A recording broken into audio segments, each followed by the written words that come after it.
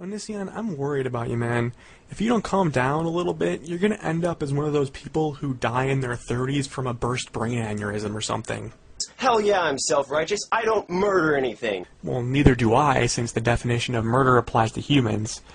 But for the sake of argument, I'll ignore that you misapply murder and genocide to animals, because I think that, it's been pointed out already, and it's really just a matter of semantics anyway. Well, let's see here. We're living beings, and we like being alive, right? So if we kill other beings that probably like being alive, that's not really something that we have to debate now, is it? Wait a second. Say that last part again. So if we kill other beings that probably like being alive... Probably? Come on. Just say it. You have no clue whatsoever what animals like chickens and cows are thinking. And if you do, please give me some evidence that these animals understand the concept of life, and that they actually have some sort of opinion on whether they care to be alive or not. Actually, you can just give me some testable evidence that chickens and cows are self-aware. That's really all I need. Let me tell you what, dude. If someone comes in your house and carves you up and eats you, what are you going to say about that? Well, I guess I'd say I'm a human being who has thoughts, feelings, interpersonal relationships. I'm self-aware, and I express a clear wish to stay alive. I am talking about life and death. I'm sorry you don't appreciate the life of other living beings, but I happen to. Really? 'Cause it looks like you're living in a house. It looks like your clothes are manufactured in a factory somewhere. You probably have a car, or, at least you take the bus every once in a while, and, all those things in their own way are a detriment to other living organisms. Just think about all the natural animal habitats that have been destroyed just so that you can live comfortably.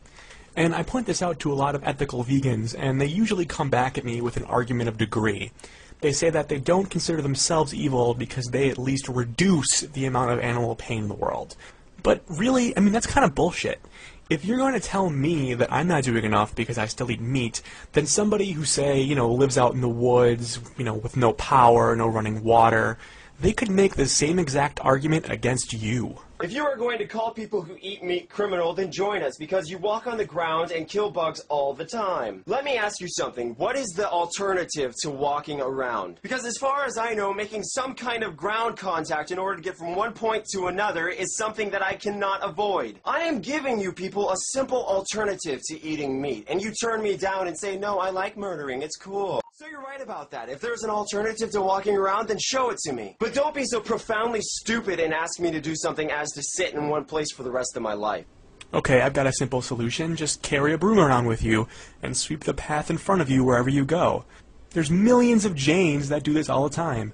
I'm not going to do that because I value the life of insects, about as much as I value the life of grass. But, you value insect life, so, yeah, why aren't you doing this already? What about eating fish?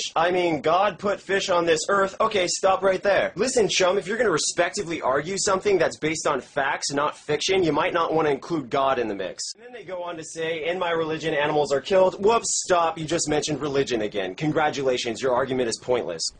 I criticize religion all the time, but listen to yourself. You sound exactly like a stereotypical angry preacher.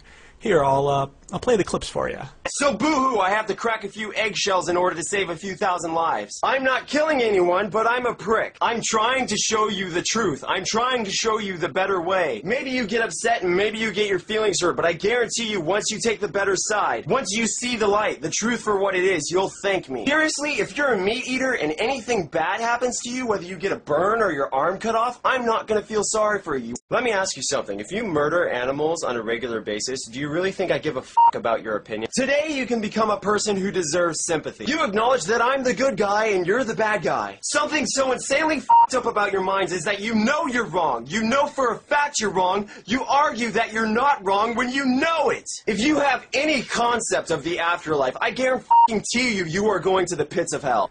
I'm guessing you consider the saying, you catch more flies with honey, somehow immoral.